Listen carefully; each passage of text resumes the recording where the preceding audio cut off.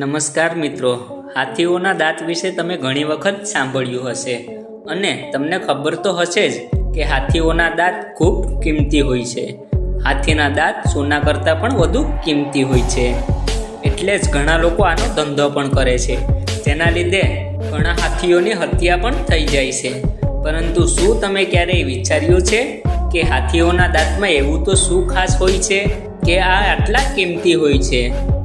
તો આવો મિત્રો, આ વિડીયો દ્વારા તમને વિસ્તારથી જણાવું કે હાથીઓના દાંત આટલા કિંમતી કેમ હોય છે. આ વાત હાથીના 2 દાંત બહાર હોય તેની થઈ રહી છે, જે બહુ અમૂલ્ય અને બહુ કિંમતી માનવામાં આવે છે. પ્રાચીન સમયમાં પણ આનાથી ઘણી કિંમતી વસ્તુ બનાવવામાં આવતી હતી.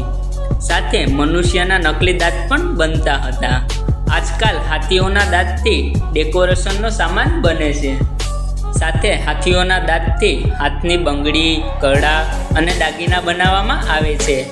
હાથીના દાંતથી બનેલી બંગડીઓ આટલી લોકપ્રિય છે કે લોકો લાખો રૂપિયા ખર્ચી નાખે છે. હાથીના દાંતથી ખૂબ સુંદર આભૂષણ બનીને તૈયાર થાય છે અને ઘણી જગ્યાએ હાથીના દાંત ઉપર કલાકૃતિ કરીને તેને સજાવવામાં પણ આવે છે. જાપાન અને ચીનની અંદર એવી ઘણી બજાર છે જ્યાં હાથીના દાંતથી બનેલી મૂર્તિઓ અને શણગારનો સામાન મળે છે. આ બજારમાં હાથીઓના દાંત લાખો રૂપિયે વેચાય છે. જાપાનમાં હાથીના દાંતથી સામગ્રી બનાવવાની એક ફેક્ટરી છે, જે કરોડો રૂપિયાના હાથીના દાંત લે છે અને હાથીના દાંતથી ઘણી બધી મૂર્તિઓ, આભૂષણ અને શણગારની વસ્તુઓ બનાવે છે.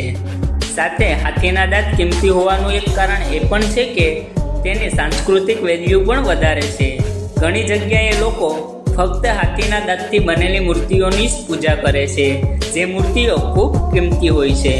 હાથીના દાંત હવે આટલા કિંમતી થઈ ગયા છે કે 10 કિલો હાથીના દાંતની કિંમત 1 કરોડથી પણ વધુ છે. તો મિત્રો, હવે તમે સમજી ગયા હશો કે હાથીના દાંત આટલા કિંમતી કેમ હોય છે.